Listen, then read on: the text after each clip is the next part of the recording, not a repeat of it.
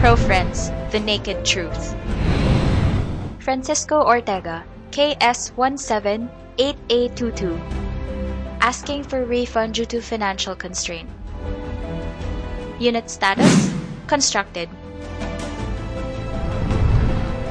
No merit for refund. Suggested solution to address buyer's concern. Discuss with Pro-Friends through proper venue. Hindi maaaring ibigay ang refund dahil ang bahay ay nakatayo na. Ang pagbili ng bahay ay isang desisyon na pinaghahandaan at pinag-iisipang mabuti.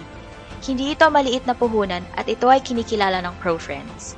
Ang voluntary backout ay nangangahulugan lamang na ang buyer ang umuurong sa kanyang obligasyon sa pagitan niya at ng developer.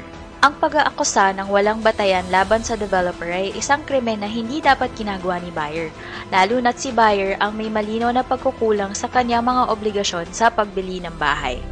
Magtungo sa aming tanggapan o di kaya tumawag sa telepono bilang 727-7000 para maayos na mapag-usapan at maresolba ang inyong nagiging suliranin tulad ng pagkawala ng kakayahan na maipagpatuloy pa ang pagbili ng bahay.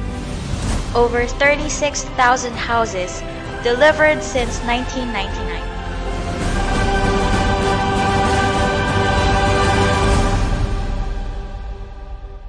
Pro-Friends, creating communities, transforming lives.